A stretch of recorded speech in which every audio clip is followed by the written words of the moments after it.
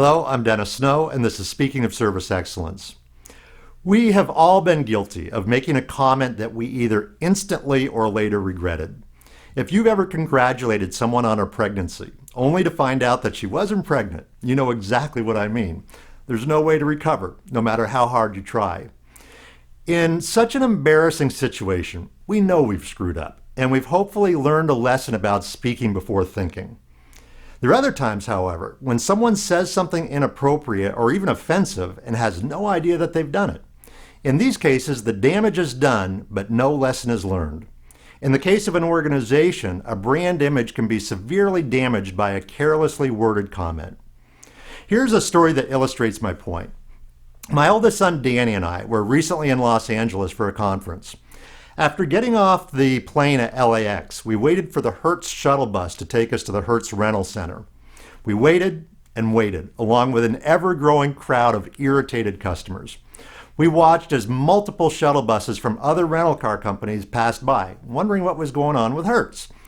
When the shuttle finally arrived, we all crammed on. As the driver was arranging some luggage on the rack, I casually commented to him that they needed to add some more buses to the route.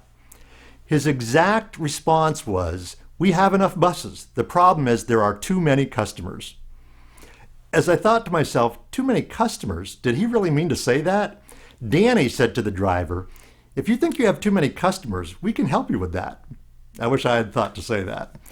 But the driver was already walking away, and he didn't hear what Danny said, and he was totally oblivious to the fact that his comment implied that he wished some Hertz customers would just go away. Another time, Danny was visiting a friend in the hospital. As he got on the elevator, two nurses got on behind him. Without considering the effect of her words, one of the nurses said to the other, "It smells like someone died in here." Now, hoping she wasn't referring to his friend, and she wasn't, Danny was shocked that a hospital staff member would make such a comment. He thought, did she really mean to say that? Now, I'm confident that in both of these examples, the employees weren't purposely saying something flippant or inappropriate. They simply made the comments without thinking and probably thought nothing more about it. But the damage was done. The customer heard what was said, interpreted the comments, and thought a little less positively about the organization and the employees involved. We all need to recognize that when we're around customers, clients, patients, etc., we're on stage and our words matter. Whatever the situation, we need to speak in a way that builds relationships and confidence. It helps to think like an owner. If I was the owner of this company or this organization, how would I say what I'm about to say? The Hertz shuttle bus driver could have simply responded with, "You're right. I'm going to call dispatch right now. I apologize for the wait and we appreciate your business." Danny and I would have felt better about the driver and about Hertz. The nurse in the second example, of course, could have said nothing at all about the odor in the elevator. But according to Danny, there was an obvious odor. So if she was going to comment, the nurse could have simply said something like, "I'm not sure what's causing that smell. I'm going to have someone check it out."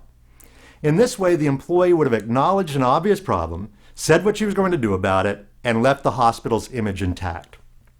As I said earlier, we've all been guilty of making regrettable comments. But that reality should teach us that words do have consequences, and we can learn from our own mistakes as well as from the mistakes of others, such as shuttle bus drivers and nurses and every other profession. So here's something to think about. How would you talk to your customers, around your customers, and about your customers if you were the organization's owner? I hope you found the ideas in this video to be beneficial. If you'd like information about how Snow & Associates can assist your organization, or if you'd simply like access to additional customer service resources, please visit our website, www.snowassociates.com. Thanks so much for watching.